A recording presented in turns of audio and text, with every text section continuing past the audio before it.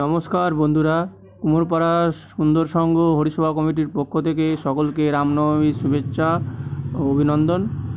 আজ আমাদের ভারত সেবাশ্রম সঙ্গে স্বামী প্রদীপ্তানন্দজি মহারাজের একটি সামান্য বক্তৃতার একটি ঝলক আমি গুরুজির মাধ্যমে তুলে ধরলাম।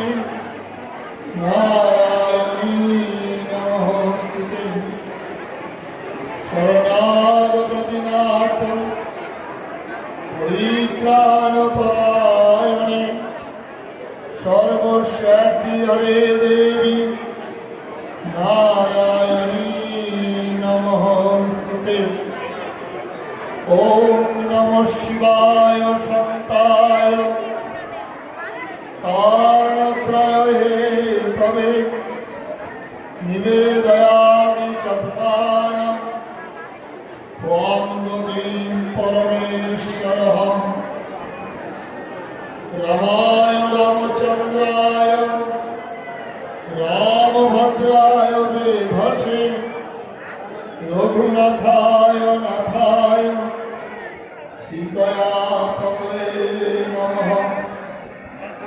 বসুদেব সুতং দেবং হংসচানুরমর্দনম দেবকী পরমানন্দম কৃষ্ণং বন্দে জগদ্গুরুম। অহৈতুকীং প্রেম দিব্যমূর্তিম আচার্যরূপম প্রণমামি নমামি। ভারত সেবাশ্রম সংঘের ঔরঙ্গাবাদ শাখার বার্ষিক মহোৎসব হিন্দু ধর্ম শিক্ষা সংস্কৃতি সম্মেলন বৈদিক শান্তিযোগ্য অনুষ্ঠানের আয়োজনে এখন ধর্ম সম্মেলন। এই ধর্ম সম্মেলনে ভারত সেবাশ্রম সংঘে বিভিন্ন শাখা থেকে সন্ন্যাসীরা এসেছেন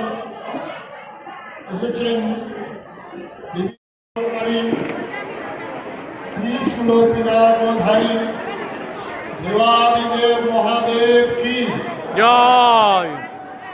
রক্ষ বংশ ধ্বংসকারী ধনুর্বাণধারী ভগবান রামচন্দ্র কি জয়।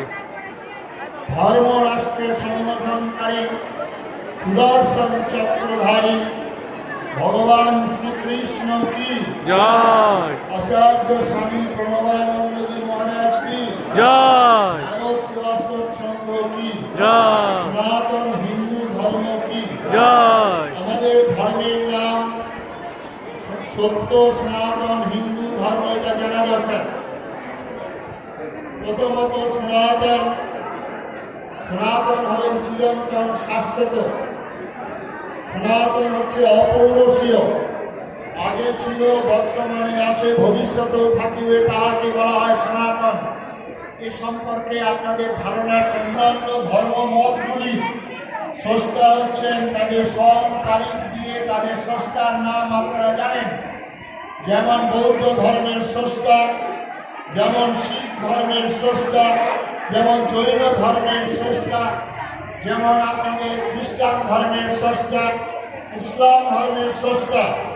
এক একজন স্রষ্টা এবং তার মতবাদকে সেটাকে বলা হয়েছে তাদের ধর্ম, এবং সেই স্রষ্টার দিনক্ষণ তারিখ দিয়ে বলা যায়। থেকে হাজার হাজার মুনি ঋষিরা তপস্যা করেছেন, তপস্যা করে সত্যকে উপলব্ধ করেছেন।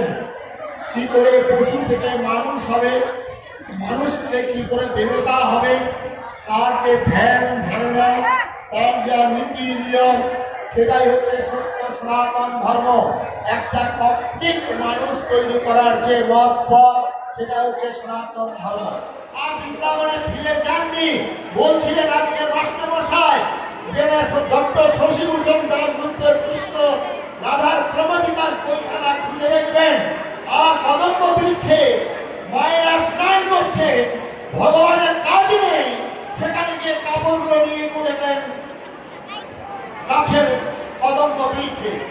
আর সেখানে কীর্তনীয়রা এমন ভাবে ব্যাখ্যা করছেন যে দুহাত তুলে আসতে হবে, লজ্জা ভান নয়, এই থাকতে এই দিন থাকতে নয় করে ব্যাখ্যার বেড়াজাল তারা বিস্তারিত করেন। আবার অনেক কীর্তনীয়া বলেন যে যমুন ধারে রাধা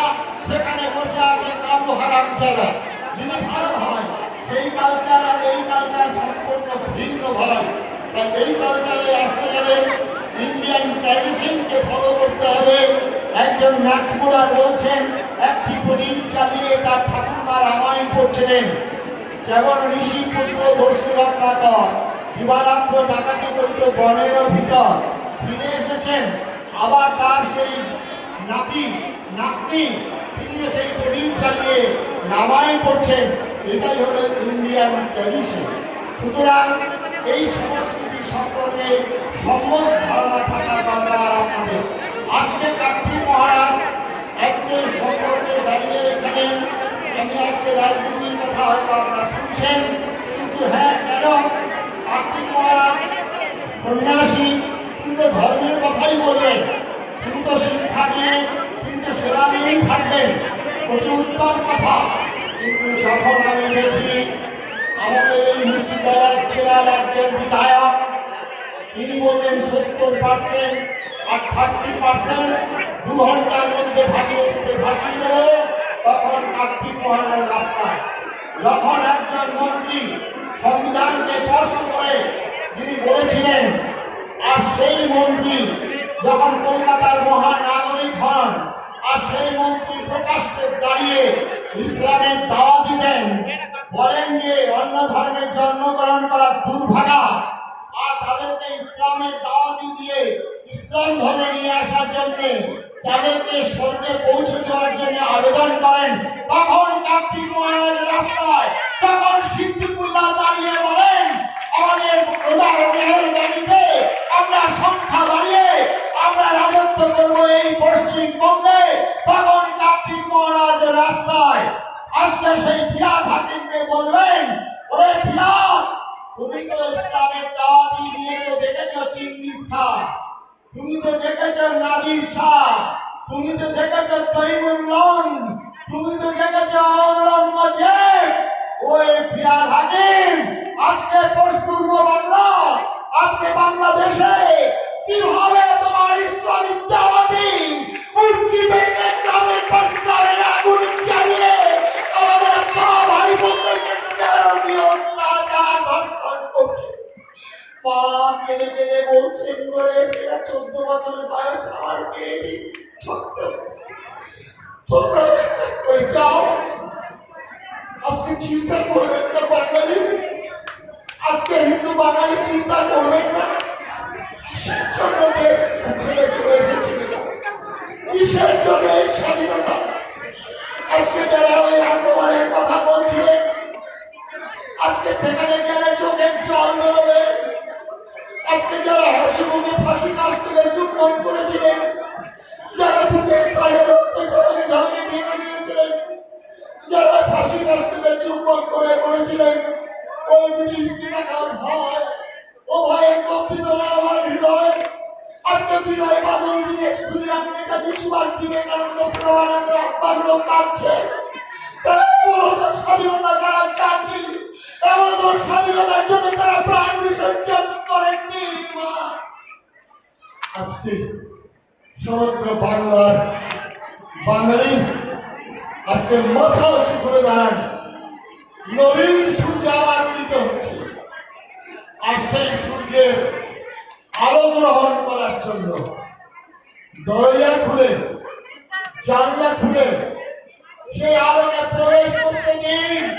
আপনিও সেই সূর্যের নতুন আলোতে স্নাত হয়ে নিজের জীবন জনমকে ধন্য করুন। নচেত আমাদেরকে কত ভুল শেখানো হলো, বলা হলো যে আমরা নাকি চৈতন্য মহাপ্রভুর দেশের মানুষ। খুব ভালো কথা, চৈতন্য মহাপ্রভুর জীবন এই অঞ্চলে যারা বৈষ্ণব সাধক আছেন, বৃন্দাবন দাস বিরচিত চৈতন্য ভাগবত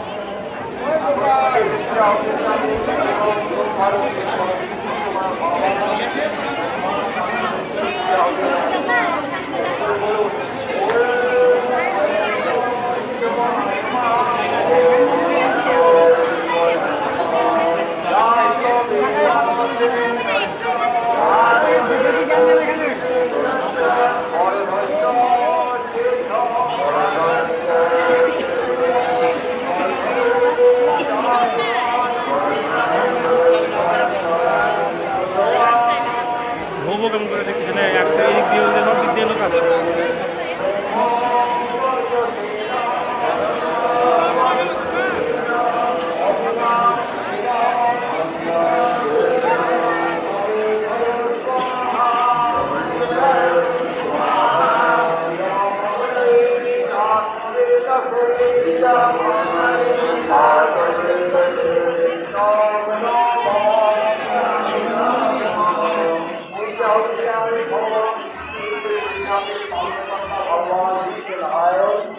Gracias.